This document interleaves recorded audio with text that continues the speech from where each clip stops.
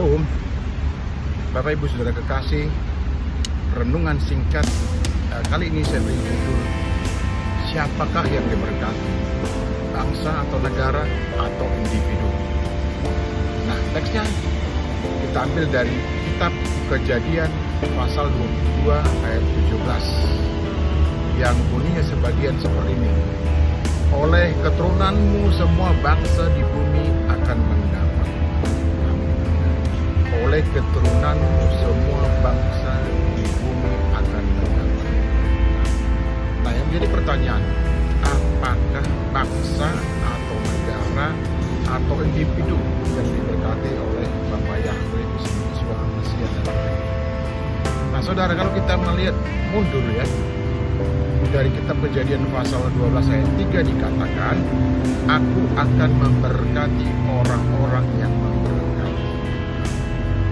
Jadi jelas bahwa yang diberkati itu bukan bangsa atau negara, tetapi individu dari suatu suku bangsa ya, atau kewarganegaraan dari suatu negara. Jadi bukan bangsa atau negara A, B, C, dan seterusnya, tidak, tetapi individu yang ada di dalam bangsa atau negara itu. Karena jelas di dalam kitab Filipi pasal 3 ayat 20 mengatakan bahwa karena kewargaan negara kita adalah di dalam surga. Jadi bukan karena kita bangsa A, B, C, gitu ya, maka kemudian diberkati, tetapi karena kita yang patuh dan mengikuti ajaran Yesus Mesias. Dikatakan di dalam kitab Galatia 3 ya, ayat 8, Elohim membenarkan orang-orang yang bukan Yahudi oleh karena iman. Jadi karena iman masing-masing kita, individu dari suatu suku bangsa, apakah suatu suku bangsa A, B, C, atau negara A, B, C, dan seterusnya.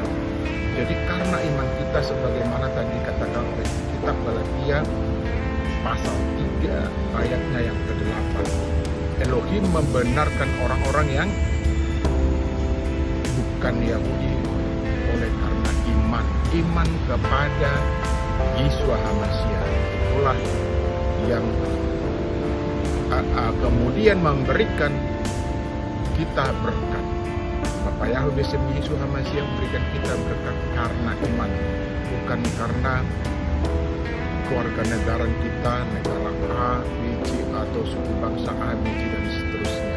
Karena jelas, saya ulangi tadi dikatakan, kewarganegaraan kita adalah kewarganegaraan di dalam sorga, sebagaimana dalam kitab Filipi pasal 3 ayat 20. Jadi individulah kita yang mengimani Yesus Mesias lah yang mendapat berkat, bukan bangsa secara keseluruhan atau negara, gitu ya. Jadi individu. Itulah Bapa Yahweh Yesus Mesias, biar menulis. Amin.